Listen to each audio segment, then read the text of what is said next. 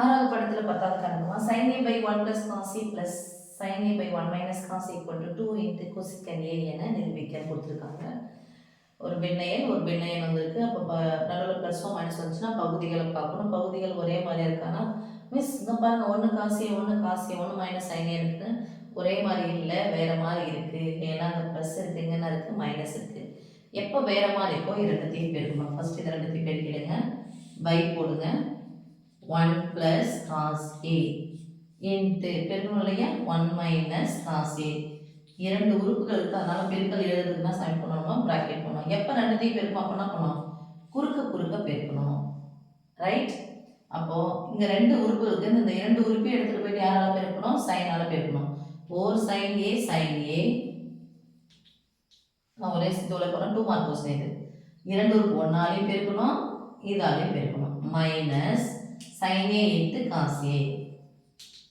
x y பெருக்கினா x y தானே வரும், அதேதான். வேற உறுப்புகள் இது பெருக்கிட முடியாது.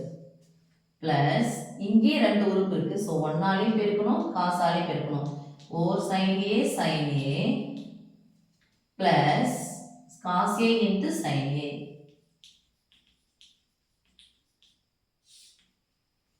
இப்போ இதை அடிச்சுட்டு இந்த சென்டரில் கூட போட்டுக்கலாம். 1 plus cos a into 1 minus cos a plus cos a into sin a minus sin a into cos a plus x into y என்னாலும் plus y into x நாலும் 1. ஸோ இது நான் எடுத்து சாமி கேன்சல். ஒரு sin a-வும் ஒரு sin a-வையும் சேர்த்தா 2 sin a, 2 into sin a by இங்க பாருங்க a plus b into a minus b. ஐயோ ஃபார்முலாவா வேணாம். அப்போ பாருங்க, முதல் உறுப்பு பெருங்க, ரெண்டாவது உறுப்பு பெருக்குங்க. ஏன்னா ஒரே நம்பர் தான் வந்திருக்கு, ஆனால் குறிகள் இடையில இருக்கிற குறி மட்டும் மாறி இருக்கு. அப்போ குறி மட்டும் பெருக்கி நடுவில் போட்டுக்கலாம். ஓர் 1 மைனஸ் காசிங் பெருக்குனா காஸ் ஸ்கொயர் ஈக்குவல் டு 1 இருக்குது மைனஸ் காஸ் ஸ்கொயர் இருக்குது. யார் இல்லை, சைன் ஸ்கொயர் இல்லை. ஏன், ஃபார்முலா என்னது, sine square A plus cos square A equal to 1. அப்போ பிளஸ் காஸ் ஸ்கொயர் அதனால பக்கம் போச்சுன்னா மைனஸ் காஸ் ஸ்கொயர். அப்போ 1 மைனஸ் காஸ் ஸ்கொயர் அந்த பக்கம் இருக்கும், லெஃப்ட் சைடு என்ன இருக்கும், சைன் ஸ்கொயர் இருக்கும். மேலே என்ன இருக்கு, 2 into sin a by sin square தானே, sin ஸ்கொயர் தானே அது, sin theta into sin theta-வா, sin a into sin a.